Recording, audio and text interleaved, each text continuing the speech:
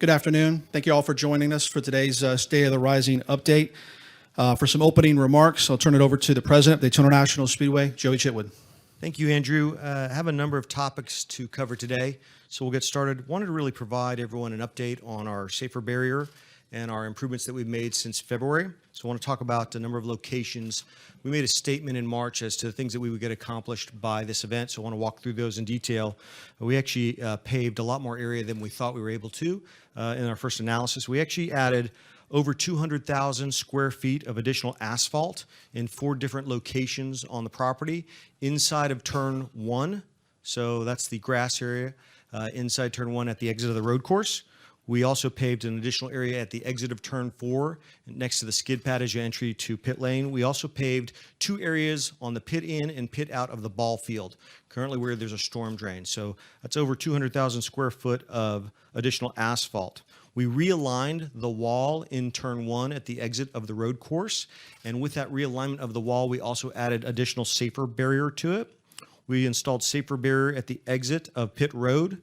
We installed safer barrier at the exit of turn 4 at pit entrance. And we also installed it along the entire outside backstretch wall. Some additional things that we were able to accomplish: we put in the concrete footers inside turns 1 and 2. We will come back after this event and install the safer barrier that would go on top of the concrete footers inside turns 1 and 2. We'll also then, after this event, go back in and put concrete footers in turns 3 and 4 and install safer barrier in 3 and 4. Following those additional things after this event, we will have covered the property in safer barrier. We're able to cancel a number of track activity days and really get after it from a construction schedule. And actually, we're pleased that we completed the entire backstretch wall and added the additional paving from our first commitment after the event. So it relates to Daytona Rising. Wanted to share an update on where we are for this event and what's happening. As most of you can see, we have demolished the old Sprint Tower and the structure that housed the suites and the race control and the press box. And unfortunately, for those who enjoy the press box this event, you'll have to enjoy the race from the media center. January, we'll have the new press box available. As part of that, we've had to build a temporary race control, temporary radio booth, and a temporary TV booth. That is actually to the left of the tower. You can see 3 wooden structures with windows there. So those are all temporary for this event, as well as the unfinished grandstand next to that area. That's where the spotters will be for this weekend's event. We have a little over 52,000 seats available for this weekend. We have a little over 40,000 on the turn 1 side, a little over 10,000 on the turn 4 side. All those seats are new, and all the new amenities are open that go with them, whether it's escalators, elevators, neighborhoods, concourses, the Wi-Fi enabled neighborhoods, all the new chairs, chair backs, all those elements are brand new. So there are no old seats that exist at the Daytona International Speedway anymore. From a schedule perspective, we've got about 7 months to go. We remain on schedule and on budget to hit our official turn back over to the Speedway, which is mid-January. So I feel very comfortable that we have a good plan in place to open up the property in January. I want to share a couple things about some partnerships and some technology that we have been working on.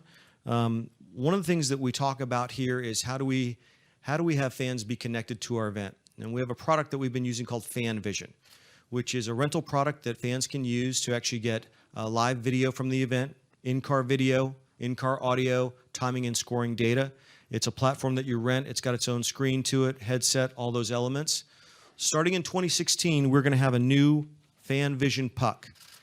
This will be attached to your phone and will allow your phone to be turned into your video screen, your scanner, and your video monitor for in-car. This will not tax our DAS system or our Wi-Fi. All 101,000 fans could use this product and have no connectivity issues enjoying all the products that we push out from this event. It also has over a 4-hour battery cycle. So from a connectivity perspective and a battery perspective, this will turn your phone into your new connectivity device that will give you audio, video, and timing and scoring data. We'll actually start to use these in February of next year. It is an exclusive product to ISC for next year's events. So this is the future. And the fact that we're able to do this and solve connectivity and battery and not have to tax our Wi-Fi or DAS, I think is a huge step forward in bringing content to the phones that our fans use when they attend this event. terms of a partnership perspective, we made some great announcements this past week. We added Fifth Third as our official bank, joining us to offer some branding and fan engagement opportunities on property. And as well, we announced Chevrolet as our third injector partner. Very excited to bring them on board. And so now our injector partners stand at Toyota, Florida Hospital, and Chevrolet. So one other element I'd like to talk about, the Daytona 500 for next year. With all of these renewals of partnerships, new technology, new elements, we are up 18% on our renewals in terms of our completion of renewals and on sale date. And I think that is the best we've seen since our 50th anniversary in 2008. And so we're very excited about the status of the project, our fans enjoying it, and it's translating at the box office as we get renewed for next year. Last thing I want to talk about today is the flag exchange program. We initiated that program earlier this week in which fans could voluntarily exchange a flag at the Turn 1 canopy when they check in from their camping perspective. As of right now, I'm not aware that we've had any flags turned in. It is a voluntary program for our fans to do. So far I'm pleased, though, with the response. As I drove around the property, I noticed a lot more American flags being flown. And so I appreciate our fans celebrating our nation's birthday by celebrating the American flag this weekend. With that, I'll turn it back to Andrew and happy to take any questions. Mike, we'll start with George in the back, and then we'll work up our way up to Bob and Nate. Yeah, Joey, George Diaz, Orlando Sentinel. Can you talk about, in terms of logistics, were the spots with the safer barriers that you needed to address, were those easily identifiable, and what was the most challenging part of the project to get things right? So after the events, we worked with NASCAR on an analysis of the property to identify the locations that we needed to improve. And the most significant work that we did was the Turn 1 area. We paved over 177,000 square feet in the Turn 1 area and actually had to realign a concrete wall. So in essence, build a new concrete wall and add safer barrier to it. So of all of the improvements that we made, that was the most substantial. The challenge for us was actually canceling track days and other rentals and things on property so that we could actually construct on the property. So knowing our deadlines, what we needed to accomplish, what we had to accomplish for this event, we made sure that we got all the things done, and really we had to clear track days for that significant work. Let's go to Bob. Bob Hockers, ESPN. Can you give us any sort of how much did it cost to do all these improvements as far as the safety initiatives, and/or tell us what projects you possibly had to delay in order to get to spend the money on the safer barriers? We don't release specific financials, Bob, but what we've announced is that this fits in the capital guidance that we've issued for ISC for the year. So all the improvements that we've made here or where we're going to make anywhere else fit in the guidance that we gave for ISC for this fiscal year. Go to Nate, and then we'll come back up here. Nate Ryan, NBC Sports. Two questions. First one's quick, Joey. How much will that Fan Vision on your smartphone technology cost? We've not released the pricing yet on this, but it's going to be very comparable to the current pricing of the Fan Vision opportunity today. And secondly, with all the asphalt you've laid down, there's still some grass that's adjacent to the racing surface. Is your eventual plan to pave all the grass that's adjacent to the racing surface? Nate, what I would say is we're not going to stop analyzing the areas and what makes the most sense. The next things in terms of priority are the safer barriers inside 1 and 2 and 3 and 4. So we want to get those done next. We're going to continue to work with NASCAR and their experts on what's the next improvements we can make here at Daytona. But based on the last couple of years, what we saw this year, we're not going to stop figuring out ways to improve the property, whether it's motorcycle racing, stock car racing, sports car racing. We want to make sure we've got a safe property for all the competitors. We're going to go to Christian, and then we'll go back right here to NASCAR.com. Christian Brewy, WFTV Orlando. Joey, we hear neighborhood. Could you explain what that will actually entail for some of the fans seeing this for the first time? In terms of the new stadium, the neighborhoods that go with it. So there are 11 football field-sized neighborhoods in the new Daytona Rising project. Each of those neighborhoods has refreshment areas, restrooms, social zones, but more importantly, that's where you would be connected to Wi-Fi. So the opportunity to update, check your status, post photos, all those elements.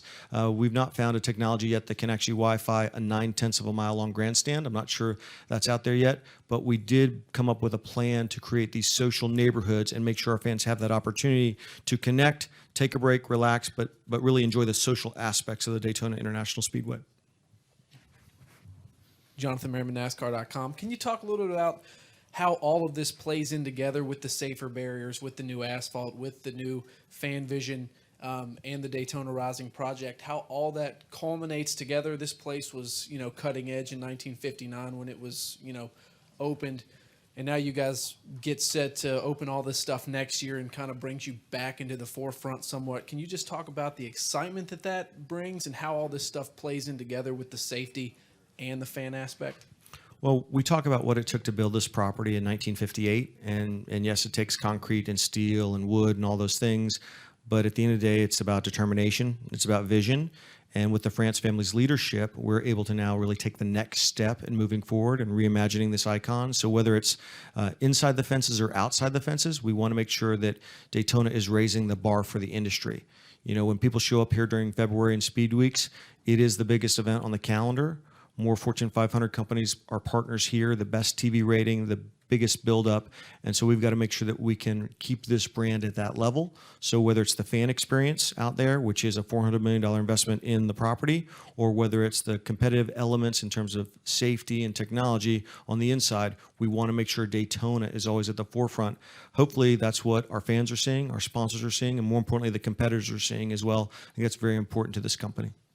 Go in the back. What influenced your decision to install the safer barriers when we already have soft walls, and why do you think this could save lives? I'm not sure I understand the question. The connotation of a soft wall is a safer barrier. And so safer barrier actually was first installed here probably a decade ago. And so following the events of this past February with Kyle and the accident he had, we did an analysis of the property with NASCAR and identified a number of locations that we could improve. And so those are the areas that we talked about today that we made these improvements.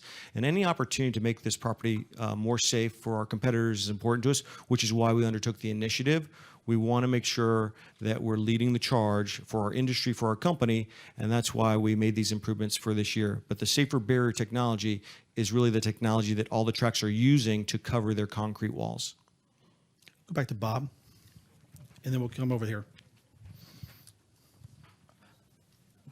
Can you describe what the reason is for paving over grass, and maybe are there any challenges to just paving everywhere? And then also, can you tell us why in the analysis they said that you needed safer barrier everywhere, while at some other tracks that we see, they seem to think that maybe tire barrier is better? So from a paving perspective, that was part of an element, I think, in the analysis of the incident from February in terms of the ability to slow down or turn. The feeling in that area due to the high-speed nature and where that accident occurred, that asphalt would be a better solution for the drivers and the ability to control the incident. That was the factor behind paving there. I'm sorry, the second question, Bob? Oh, inside the turns. So as it relates to Daytona, in terms of being a high-speed property and with all the cars traveling close together, the feeling is that we wanted to safer everywhere. I think that NASCAR's got some experts out there. We're going to continue to work with them on what that means for inside the turns at other venues. I think it's a balancing act with smaller tracks, speeds, the type of racing that they are. But with restrictor plate racing here and the way that they're grouped together, the feeling is that we would put safer barrier inside all of the turns here. And does the grass in the trioval, is there a reason for it beyond aesthetics?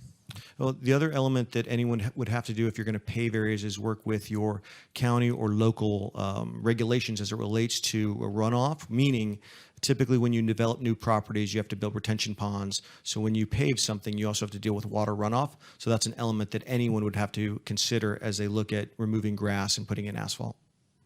And over here. Yeah, Steve Hummer with the Atlanta Journal-Constitution. On the flag issue, do you anticipate this weekend seeing fewer, or do you worry about a backlash and actually having more flags out there? And part two of that of the question, do you worry about alienating a percentage of your fan base, and to what percentage do you think this is an issue? Obviously, this is a very sensitive issue. There's political connotations, and fans have opinions about this. And so for us, thinking about this weekend and what was important, I think it's appropriate for this country to celebrate the American flag on its birthday. And so for us, it seemed like the right thing to do.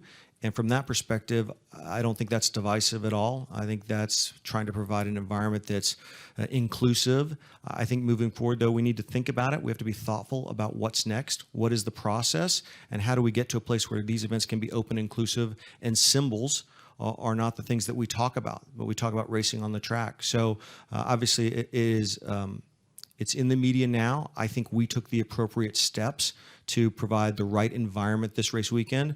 I think our fans are being extremely respectful, and I think we're going to have a great weekend. And the minute we get the cars on the racetrack, I think that we can look forward, and that's the key, looking forward. I think the voluntary exchange program was the way to look forward and giving fans the choice and asking them to celebrate the right flag this weekend. We'll go to Dwight.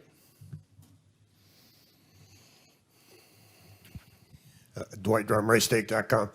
Joey, could you talk a little bit about not knowing when you came here, the Daytona Rising and having it, happen, on your tenure, but talk a little bit about the challenges and the joys of all the way up to the fan vision so far. I guess, Dwight, the list I would put together starts with potholes and jet dryers and rainouts, and I think there was a hurricane or tornado warning in there at some point. So I'm not sure if it's maybe me, but I would say this. I think we've got the best team in Daytona of anybody out there. And so when you think about the challenges we've had, and look, we don't practice setting the track on fire. We've never blown up a jet dryer just to see how to respond. The team really is prepared for anything here.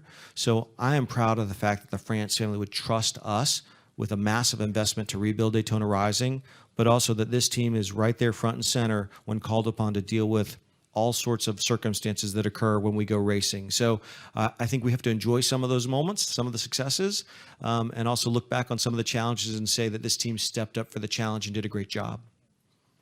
Mark Long right there, and then we'll go back to Bob. Mark Long with AP. Joey, two questions. First, can you give us a number of linear feet of safer barrier that you installed, and how many linear feet to go? You know what, Mark, I have that. I don't have it with me, so I want to make sure I give you the right number, so I'll pull that and we can chat after this. Okay, and then secondly, back to the Confederate flag. In your mind, from your viewpoint, what are the challenges that you would face if you decided to ban the Confederate flag altogether? Is it an enforcement? Is it taking on the First Amendment? Combination of both? I think what happens in this situation is you have people on both sides who feel very strongly about something, and they're very passionate about it, and you can't argue with someone's passion or their opinion. And I think that creates something that ends up on the front page of the newspaper or as the headline in the news. And so if we're going to enter that discussion and we're going to try and provide a process to come up with something, you got to be thoughtful. I think we got to really think through it. And we got to be fair to both sides and make sure that whatever we come up with can work. Whether it's enforcement, whether it's communication, whether it's treating people fairly. And in something like this, the more thoughtful we can be, understanding, taking the time to really vet through, I think that's going to be the important thing moving forward. I think the voluntary exchange program for us right now was appropriate with the limited window that we had coming into this event weekend. And more importantly, I think it's important to trust our fans, asking our fans to display a flag that we should all be proud of. I mean, everybody should be proud of the American flag. We're going to introduce 3 Congressional Medal of Honor recipients in pre-race. We'll introduce them at the drivers' meeting. And when you listen to their stories about what they've done, their heroic acts of bravery to protect the freedoms that we enjoy, after you hear those stories, I would hope that every single person in these grandstands, every single person in our infield would wrap themselves in the American flag. Because those are the freedoms that we enjoy. So, but again, we hope that our fans agree with us on that, and hopefully we're waving that flag very proudly. And candidly, as I went through the infield this morning, I believe I noticed a lot more American flags here than I noticed last year. We'll wrap things up with Bob. Oh, we'll get you in, Jenna. Just to add to Mark's question about feet, if you know how much total safer barrier you have here and how much to go. We'll pull that. We'll do a scrum right after, and I can address that. I've got those numbers. And we'll go to Jenna.